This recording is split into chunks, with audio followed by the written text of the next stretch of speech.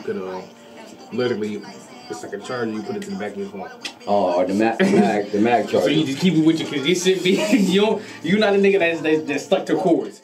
I'm actually just gonna start this episode off with a round of applause. People are like, why are you doing a round of applause so early in the episode? Because I have a dope person back on the episode. That's why. But I just want to start off by saying welcome back to another episode of the FTE podcast. You got your host, Core Dex, Smoothie Dex, Driver Dex, International Dex, Creative Dex. I think I'm gonna go with Creative Dex. I feel like I'm in a very creative space lately. Let me raise my mic. But yeah, once again, I appreciate everybody liking, commenting, subscribing, tell a friend. Links in the bio for everything. Definitely shout out to Major Look Studios as well. He's definitely been a big help for the brand as well. Shout out to the Hub 13. They've been a major look for the brand as well. So had to start the episode with those shout outs. But without further ado, I am back with a special guest. We got new listeners now, so I kind of got to do a reintroduction again. So I want you to introduce yourself and let everybody know where you're from, but then we'll talk from there. Okay, I'm Des, but I go by FlyKickz. I'm originally from Trenton, and I specialize pretty much in upcycling sneakers and incorporating it into my art. It's definitely something that hadn't been done before me, so I'm kind of like the blueprint, which is kind of cool. So yeah. Okay. What made you get into this? I've always had a love for sneakers, and I think that stems from, bonding with my parents, especially my father. He would take me sneaker shopping on Saturdays as a kid, and it was just our thing. Like, no words were needed. He would just sit there, cool, calm, and collect, and let me try on every pair of sneakers, and I only walked out of there with one. But it was just such a nostalgic feeling, so I've been holding on to that feeling and creating, art. And I started off as a sneaker customizer. And then one day I was watching Edward Scissorhands for like the 100th time. And I got the idea that, hey, I'm going to cut up sneakers. And I've been cutting them up ever since. Yeah, I was going to say, like, I would have never thought to get a pair of scissors and then cut up some sneakers, because I'm like, I need to wear those. I need to wear those. Yeah, well, and originally it started off with me cutting a brand new pair of sneakers. Like fresh out the box. Some of them were like $200. But now with upcycling, I've been doing my due diligence with the environment and all that. But it allows people from all over the world to kind of breathe more life into the sneakers that they once coveted so much that they could no longer wear. So I just give them more life, and they've been donating them, and it's been making a difference, especially in my pockets. But when I use those donated sneakers, what it allows me to do is use a proceeds of those sales to kind of put back into the community related projects that I do. So I make it come full circle. It doesn't all go to me. I definitely want to continue to inspire and uplift the youth. So that's the most important thing. Okay, you said the youth. How important is the youth and what you have going on? I know the answer, but the people don't. I mean, don't get me started. I definitely please get started. I want to change that stigma of starving artists, because we're rich in so many ways that extends beyond the monetary gain. Like art in all realms breathes so much life into you. It allows you to kind of just let go. You have a safe space to like escape to, and just being able to just break that ice and just communicate with these kids. Talking to kids is not the easiest thing. Yes. Like, they're just really guarded. So sneakers has been that icebreaker. I'm about to say that bridge. Oh yeah, it's like bridging that gap. Is the conversations. We have some hard conversations, and they get a little bit more comfortable because they see that I enjoy something that they enjoy. And I feel like, if we don't inspire our young women and young men, they grow up to be, if you don't inspire the young men, they grow up to be kings. You know what I mean? And if you don't do your due diligence and inspire them, they'll go in another direction. They wreak havoc. They go in another direction. So you have to pour into them while they're young. And so I guess, like, what are some of the things that you're actively doing or that you did in the past for the children? Well, I've hosted free youth art workshops, partnering with nonprofits. I'm an active volunteer within the community. Like I've been doing that for two years. Like I'm always volunteering for community cleanup, delivering meals, or any way that I can. And now this year I'm actually doing the 5th FlyKickz care bag. So my community, like, speak on that. Speak on that. I'm like so excited about the FlyKickz care bags. Aside from the fact that I always get this source of inspiration at the last minute, and then it becomes like usually how it go. So much work. But it allows me to just kind of figure out where there's a need. And art, during the pandemic I gave out so many bags of art supplies. Like with the help of my creative tribe, we collected over 1,500 items, like 1,500 arts and crafts items, raised $1,600 in 13 days, and I assembled all these items by myself. You be working. But you be working. To see the smiles on the kids' faces as I personally delivered them, of course following the pandemic protocols, it was nice. It felt good because they were stuck at home away from their classmates, and now here it was that they have something to kind of bond with their family or do alone. And it's not schoolwork. It's not schoolwork. It's not schoolwork. And this year I'm doing Air Jordan 1 paint kits. So it's going to be like pressed up templates of like Air Jordan 1s for them to paint, or color pencils, or all that good stuff. So I'm in the process of that. So if you want to donate, please tell them how to donate and reach you. Well, they can check out my Instagram at FlyKickz, that's FlyKickz, or visit my website, IamFlyKickz.com. In fact, if you actually search FlyKickz on Google, I am still #1, so you can check me out. Applause. Small flex. Look, she don't got headphones on, but I've been applauding her this whole time when they listen to the episode. You're gonna hear some applause. But you said something that I like, and because I feel like a lot of creators do this, but why do you work last minute? Like, do you work better against the clock, knowing that it's like, you know what, in fact, I almost never work last minute. Really? I'm a planner. I believe in planning, executing. Time is my most valuable asset, so I maximize my potential every chance I get. I actually was not going to do the care bags this year because I had so many things going on, but it was about 6 o'clock. I was out for my morning run, and I was like, Des, you can do this. Just don't cut yourself short. You got this. Ask for help. Make it happen. And just like when rappers or hip hop artists are about to drop an album, if you gotta push it back. It's okay. It's okay. But put the effort out there and put it out there and make it happen. So we doing it. Okay. I like that. But what's your favorite sneaker?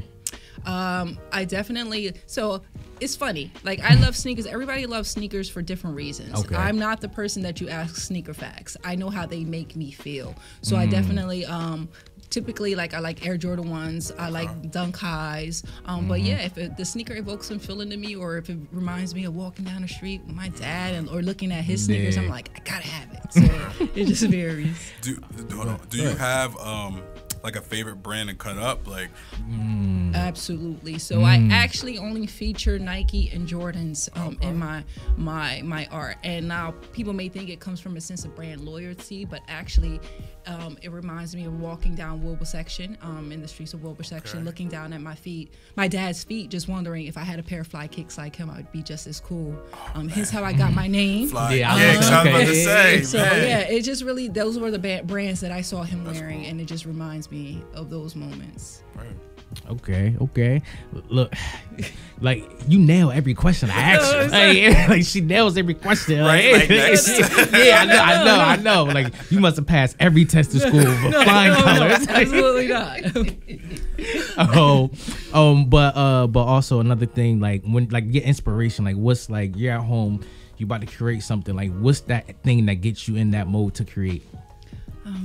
Without giving away the sauce. A lot of times it's from things that I've seen. I'm a person that I get a thrill out of multitasking. I pour my all into my projects, but I'm one of those people, I like to brush my teeth and start getting my tea ready, and walk while I'm walking. I don't. Time is valuable. It's crazy. I'm at least it's just me, because I don't know if my partner might be able to adjust. But yeah, I just really like, multitasking and getting these different ideas. Someone came to me for a commission, and initially I was like, I don't know if I can make this happen. But then after sitting and letting it marinate, I was like, you know what I need to do? I need to go to the comic book store. I need to look at some comics, find the right comics, But I'm an observer, so I look at a variety of different things, and I break it apart, and it could be something small, and I'm like, I could use that. I see a car drive by, I could use that color on the canvas, like, you know, and it just kind of starts to come together. So yeah, I try not to dwell too much on it, but I definitely execute with an idea in my mind. I don't create sketches, but the idea is always in my head. Okay, so you kind of, like you say, I have all the pieces of the puzzle, and then I'm like, now when I'm confident moving forward, that's when I touch the canvas. So that's actually the last piece. Does it ever, like, just hearing your example, do you ever get to the canvas and it didn't necessarily come out the way you thought it was going to come out? Oh man, there's been some nights where I almost tossed the canvas out the window. Like, I was like, enough of this. What was I thinking? You know? And it was just like, you know, like when I created that the Ghostface screen mask, and I was just like, why did I get the idea to make all these swooshes in the back of the canvas on this diamond dust? Who does that? And I was like, you know what? Forget about this. We're not going to even do it. But then that's when I step away. That's when I said, that's all I've done all I can do tonight. Let me step away, let me rest and recharge, and then be back at it with a fresh, you know, set of eyes. Yeah, you know, you just gotta really know when to step away from something. Smart. Yeah, because you're not forcing it, because if you force it, then it's gonna come out. That's when I start cutting myself. I cut my leg the other day with a sharp, thinking that I wasn't tired, and but you was tired. I was like, you know what? Falling asleep. That's it. Yeah. It's good. That's funny. I've been, We've done my head enough. been knocked out on keyboards too much, man. We've done enough. Wake up and there's mad letters on the screen. Space bars on my head. Yes. Oh, how important is like maintaining your personal life versus what you're doing as being a creative? Because I feel like at times we forget to keep that. You know, it's funny because it's like, I am art is me in a way. Like I want this as much as I want to breathe. So I feel like any company I keep, if it's not conducive to my well-being and my creativity, versus like what I mean is, if I'm pouring into you and you not replenishing my cup, we need not be in each other's company. So that's where I'm at in my life. So when I step away from my work, I don't feel guilty, because I'm like, I'm gonna walk away from this encounter feeling so good. Yeah. Like when I get back on that canvas, I'm probably gonna be able to paint even longer. You know what I mean? But you know, I know that because, you know, some people have significant others in their lives and stuff like that. That's when you kind of figure out, you know, what works. But for me, it's just me. So it's like, I can work all day long. It's all good. I can work all day long. How big is energy for you? Oh. Listen, if I walk in a room and it don't feel right, I'm leaving. Like, it's been instances where I can be around someone and I'd be like, "Ooh, they don't know this is the last time they gonna see me." Like, I feel you. I know what you mean by that. It just be like so off, or people who have that victim mentality, and I'm like, the common denominator is you. Yeah, like so I'm like, if it don't resonate with my soul, we need not entertain it, because what people don't realize is I love being alone. Everything else is a bonus. Everything else is a bonus. So I mean, like, I don't have to. You were only child growing up, right? Yeah, absolutely. I'm the only child in general. Not, like, very comfortable by myself. Very comfortable. Really? So being around other people is just not it sometimes. Yeah. Right? Like I think about it like this, especially if to decide to have a partner in your life. I want to enjoy being around you as much as I enjoy being around myself. Like if I don't feel that or more, then it's like, ooh, this is not going to work. And given there's some times when I'm by myself and I'm like, girl, you need to relax. you doing too much. Because like, even you get tired of, you need to get it together. Like you doing too much. But yeah, so I mean, like the energy is very important. Like if it don't feel right, I'd rather just be alone. Have you ever had somebody reach out to you and the energy wasn't right, and does that determine if you still take on the work or not? See, the thing about me, like money is cool, it pays the bills, but I'm not gonna let that determine how I choose to walk in my path. You see what I'm saying? Like it's been people that, because I enjoy giving back. That's something that I do that resonates with me. That don't mean that I'm just gonna be doing free things. So when people reach out to you, like I got an opportunity for you, you have to be like, well, what's your budget? Like, you know, let's discuss that, you know. But you can always tell where I think that in a lot of before I even commit to a project, I actually go to people's pages. I actually see what they have going on. I want to, granted, a lot of people. You should do your Smart. research. Yeah, especially if I'm going to interview with a person, if I'm going to let them do anything as it pertains to the brand that I've built. Yeah, I don't like what your brand stands for. It doesn't align with what I'm doing. Yep. So at this time, no. Yeah, that's smart because I feel like a lot of people do. They'll just go take anything and not realizing that. Yeah, listen, I tell people all the time, I'd never be that desperate. I'll eat ramen noodles before I just say yes to any and everything. So yeah, that's smart because it's just being aware and being aware of your energy and holding yourself accountable, knowing that you won't thrive around said whatever is going on. But kind of going back a little bit. So as far as these kids, like as far as the kids, like Dex love the kids. Yeah, I do. Yeah, shout out to BU because he another one that love the kids. He gives the kids books all day long, and that's rare. Very like rare. to get them to not have the phone and I love so it. how do you combat with the kids and like social media because it's like they want to be on it all day. So how do you get them to enjoy this and not fall into that? I tell people sneakers have worked wonders. Like, a lot of the kids, like I've spoken to like some at-risk youth, what I mean? That, and I feel like everyone deserves to be loved. Everyone deserves to know that they're special and they matter. And more importantly, like, not to stray away, but a lot of young men and a lot of older men are taught that you have to be tough all the time. That, you have to carry the weight of the world, where you need sometimes you need a safe space so you can express yourself. Like, you shouldn't have to feel like you're being too vulnerable if you express how you feel, because that's where I really feel like you go down the wrong path. So just kind of being able to communicate with these kids and let them know, I think my art really does a lot of the talking for me. Like once I have, a lot of times when I present, I have my art with me, so they can be like, wait a minute, like she made that, and then they start to get a little bit interested. Like, so how do I get there? How do I get there? You know what I mean? And when we start talking, I feel like discipline can take you places motivation can't. You know what I mean? So with these how so? Yeah. So motivation.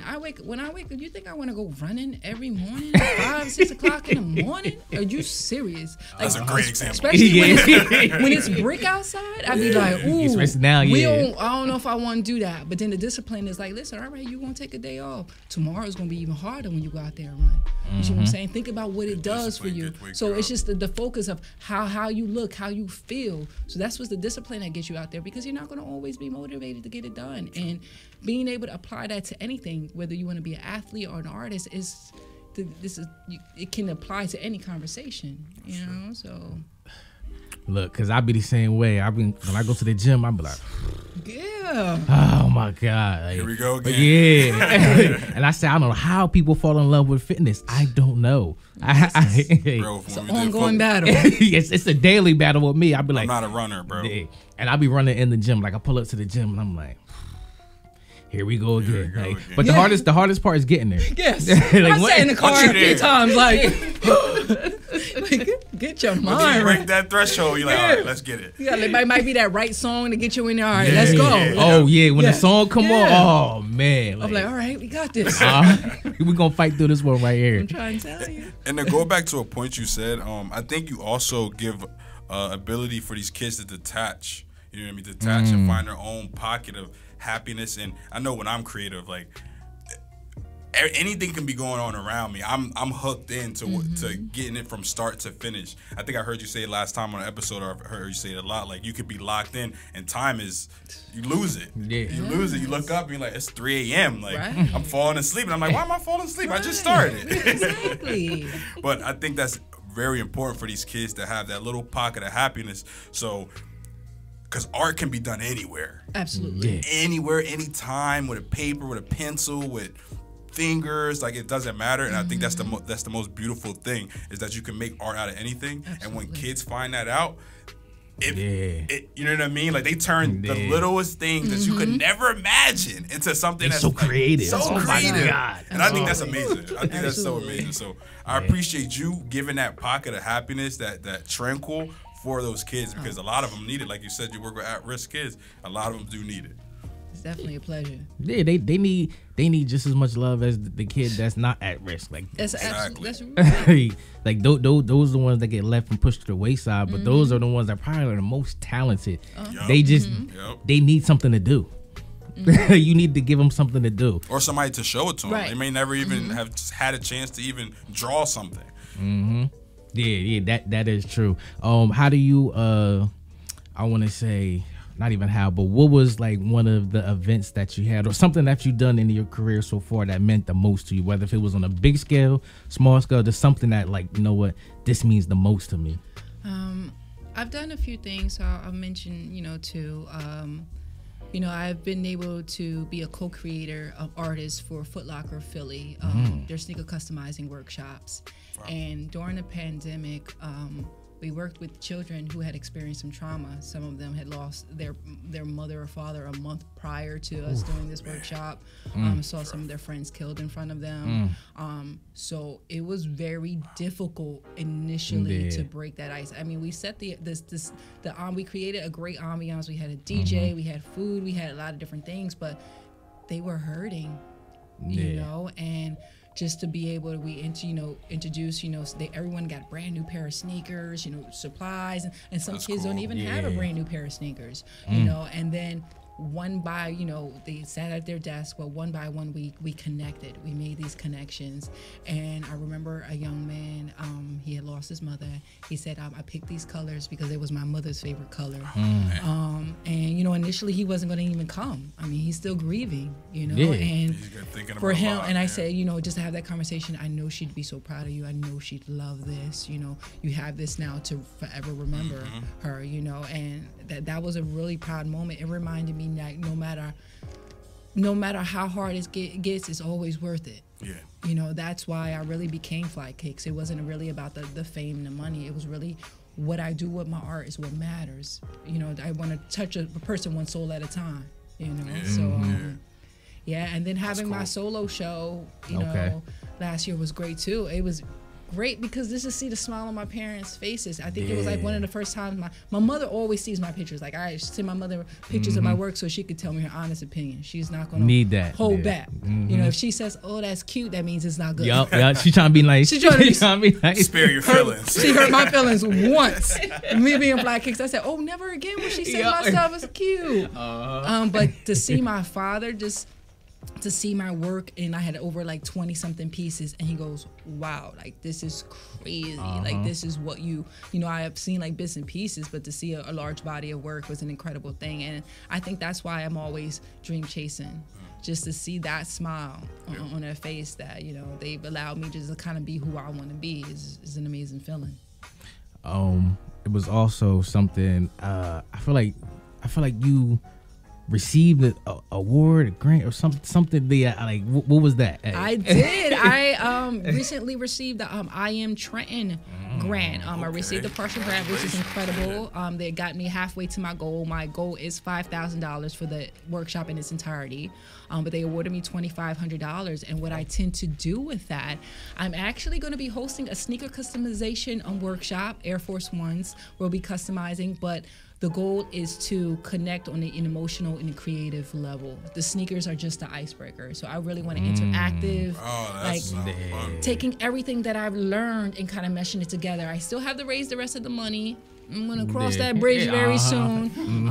But yeah, I think for this, I'll just be reaching out more to the community to find a venue, find a DJ, find all the elements that I need. And I really want it to be natives of Trenton because I want to show these kids that Trenton has so much talent, I want brands, clothing brands all over New Jersey to be involved because I want these kids to have swag bags. I have a whole thing, but to just be awarded that from I Am Trenton put me in the right direction. So it was great. That's huge. Like when you heard that, like, how did you feel? I've spent so many like mornings listening to YouTube how to write a grant because I had no idea how to write a grant initially. So I was teaching myself, I was reading all these samples, revising and editing. The budget was the hardest part because you have to get it down to the penny. So I was like a student of this. So to realize that, to be told that I was awarded it, and I'm like, all these nights I spent trying to write this grant. And to be awarded that, I was just like, I framed it, put it in my studio. I try to celebrate myself no matter how small or big the victory As you is. should. But this was pretty awesome. Yes, So, yes, that's huge. But also, I guess let them know where they can help out too to help you reach that goal. Like what they can do, like as far as donating, like let them know everything. So I always have on my website, I am FlyKickz.com, where you can contribute to FlyKickz. It tells you about the missions and what I aspire to do with all the, the donations, the contributions that are received. So it kind of outlines what I have going on. Okay. Now, when I start to get into that phase where I am crowdfunding, I may be, of course, utilizing my social media, but I might, in fact, utilize a crowdfunding platform for that and figure out how, I want to just kind of strategize that. But yes, people can always contribute to me. It doesn't matter how big or small. I'm gonna make it do what it do. So exactly. They can always go to my page all year round. It doesn't matter, and I always put the money to use, and I always highlight my contributors so they know what's going on with the money that they've contributed along the way. That's smart. Being transparent. Yeah, I want them to know you ain't just giving me money to go buy lunch. Walk off. Get the new drop that's coming out. Right. But I just thought of this new kind of segment for this show just now as we were talking, and I feel like we need to do this more as people. It's just, how are you? Just how are you feeling? How are you doing? Just you in general outside of area. How are you? Well, I'm feeling great now. I did experience a bit of where I was stuck. I talked about this on my story, where I just try to be, like you said, transparent, where I was stuck for like a moment, and I had to ask myself, what is making me feeling this way, and how can I change it? Because I always take accountability for how I feel, because I am responsible for my own happiness. And then once I defined what was going on, I said, listen, baby, I know you got goals and aspirations. I know it feels like you got a lot to do. But this slow progress is still progress. You're still making it happen, and that's okay. It doesn't matter how long it takes you to get there. You got this. And once I just learned to accept that, I was all right. We can do this. And how are you? I'm doing good. I've been in the best space of my life these last 30 days. Like today makes 30 days since I've been in this building, and I ran into you in this building before, a couple of times, but I actually be working in here. It's an amazing, I call him, and we never talk on the phone. I just call him, I'm like, we went from the basement to actual studio. And look at the time frame. It's incredible. Yes, and it shows you that when you are consistent in what you're doing, look how far you can get. Look what you do when you put your mind to it. Because there are those days where you feel discouraged. You feel. We have feelings. We're people. We have emotions. We go up and down. We're not always. Yes. It's life, man. It's life. But it's about, like you said, holding yourself accountable while figuring out what's going on. What's causing this feeling? Because, like you said, we're responsible for our own happiness. If I don't make me happy, how can you make me happy? Then how can I make you happy if I'm not happy? You see a lot of happies going on. True words. But also. This is a segment that I've done on the show, but I gotta cut it down to I gotta cut it down to 3. Okay. But 3 pet peeves. What's your biggest pet peeves? I like the 3. It's so funny because I was watching that the other day, and I was like, okay, she was ready. See, I love that. I don't know, but this is my time. Please do not what you doing me to death. Don't keep texting me what you doing. It's like, bro, I'm making moves over here. Is your follow-up going to be like, listen, let's go grab some, what you doing? Let's go grab something to eat. Let's go for a walk. Have a plan. So that what you doing me to death drives me insane. Oh, yes. Number 2, people who feel the need to tell me how busy they are as to why they didn't hit me up.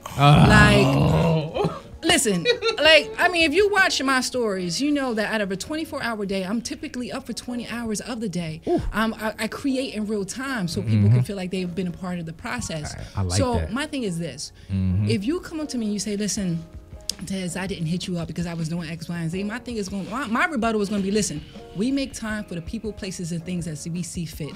I just was not a priority, and that's okay. That's okay. That's just. Don't need to hear the excuse. So I'm like, yeah. I like that. I'm over it. 3. people thinking that their opinion of me matters. Ooh. What you think about me is none of my business. That's where I've gotten to my place in life for you. So you can't tell me how to price my art. You know, oh, you should, you know, such and such should have noticed you when you're not helping me connect any dots. Like you haven't reposted anything. I'm your favorite artist, but you've never brought anything. Like, you know, so it's like it's to the point where it's like, I hear you. Ooh. Like, I don't feel you, but I hear you. So I like what you just said. I'm your favorite artist, but you haven't even supported. Like, am I your favorite? Am I? You don't even follow me, bro. Like, you don't even follow me. I follow you. But you know everything I'm doing. You know everything. Like, oh my god. Shadow watchers, man. It's crazy. That was the best pet peeves we had thus far. Yes. Like, I was not expecting that. Like at all. You thought he put a fast one there. Yeah. I'm like, I'm about to get some. Said nope, straight to the point. But like I said, my last question to you before we get out of here is, what was one thing that a child has said to you that kind of inspired you and let you know that I'm doing the right thing? When kids would meet me at shows and they'll be like, you know, you're an adult, but you get it. Like you love sneakers like I do. You love art the way I do. And they would say things like, you know, I'm gonna save up all my money for my allowance and I'm gonna buy a piece from you one day. And, you know, and I just be like, no. Like, my mom just be like, take it, you know. But I'm just like, you know, that's so sweet. Like they see me. And ultimately, like I feel like the kids can really see the light in you. Kids can really identify like who's a good person, who means well. Like they just have that, I don't know, that they just can feel the energy. So for a child to say that or be like, you know, you're my favorite artist, you know, because at the end of the day, I want to be who I want to be. And that an artist, that's a woman that's embodies so many different things. So I want people to know, like, listen, there are times where I'm very in tune creatively, and there are times when I am just a woman. Like I want to be on one. I want to be feeling myself completely. And you shouldn't be like, oh, she too sexy, she's too this. My art and what I do and what I stand for will always speak volumes. My inner beauty will always outshine my outer beauty. So for children, men, women, or anyone to just recognize that is what really keeps me going and allows me to be me unapologetically. So it's a beautiful feeling. I said that was the last question, but I got one more question. Art. What is art? Art is a feeling. Art is one of those things. They say, this is how I feel about art. People will forget what you said. They may forget what you did, but they'll never forget how you made them feel. Maya Angelou, of course, but art is supposed to evoke emotion, you know, and I want people to feel, I want people to realize that me, myself, just like my art, I am an experience. My art is to be experienced. So, yes. All right. My motto is all my stuff. Really? I am an experience. See? All right, I promise that was my last question. Right. But like I said, just once again, shout out everything you got going on, where they can donate, follow you, upcoming events, just everything you got going on. Let them know. First and foremost, I want to say thank you so much, you all, for having me. No it's problem. always a pleasure. Problem. I appreciate when people take their time and figure out, the right questions and the right things we kind of want to put out. I'm always creating. That's something about I'm always creating. It's what gets me going. I like that. But I have a lot of art on my website. I am FlyKickz.com. I'm very active on social media as it pertains to FlyKickz. So if you want to see art things and kind of what I have going on, you can always check me out on Instagram at FlyKickz. I've been doing a show every month since March, so I'm going to have two in December. I actually have one now. I'm at the gallery at Mercer County Community College. Okay. So that's pretty awesome. And yeah, just getting these FlyKickz care bags going. So again, if you want to donate, find me. Website. But yeah, just getting this out to the kids and just getting ready for the holiday seasons. A lot of art, and then more importantly, just connecting and engaging. Like I want to finish this year strong and start the new year off even stronger. Yep.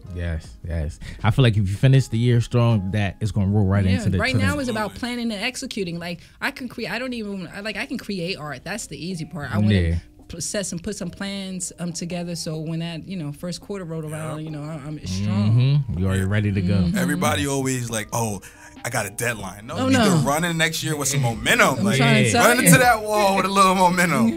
Knock it down. Yes, So January, you ready? Yes. absolutely. I like that. Well, like I said, thank you again for coming. I appreciate it.